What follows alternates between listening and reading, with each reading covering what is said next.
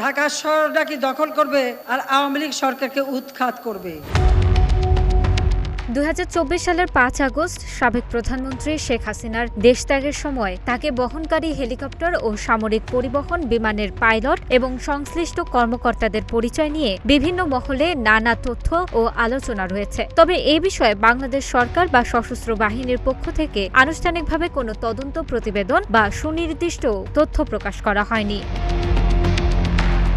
সামরিক বাহিনীর অপ্রাতিষ্ঠানিক সূত্রের বরাতে জানা যায়, ওই দিন বিকেলে শেখ হাসিনা ও তার বোন শেখ রেহানাকে গণভবন থেকে কুর্মিটলা বিমান ঘাঁটিতে নিয়ে যায় বিমান বাহিনীর একটি MI-17 হেলিকপ্টার। এটির প্রধান পাইলট ছিলেন এয়ার কমোডর আব্বাস এবং সহকারী পাইলট ছিলেন গ্রুপ ক্যাপ্টেন রায়হান কবির।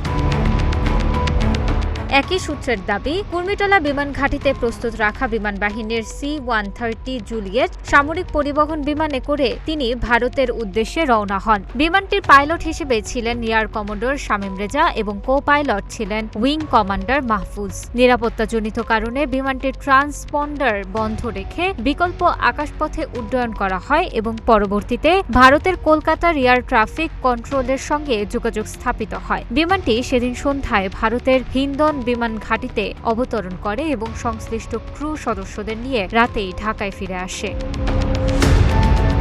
সূত্রটি আরও জানিয়েছে, ওই ফ্লাইটের সঙ্গে যুক্ত কর্মকর্তারা বর্তমানে বিমান বাহিনীর বিভিন্ন দায়িত্বে নিয়োজিত আছেন। এয়ার কমোডর আব্বাস পাকিস্তানে একটি প্রশিক্ষণ কোর্স সম্পন্ন করে বর্তমানে বিমান বাহিনী সদর দপ্তরের এয়ার হেডকোয়ার্টার ইউনিটের অধিনায়ক হিসেবে কর্মরত।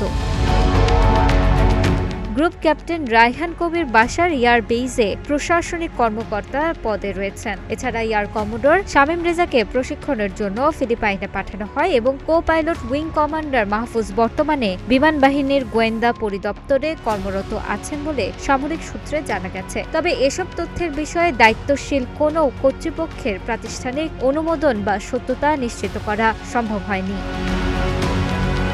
তানাজা আফরিন, গ্রিন টিভি ডিজিটাল।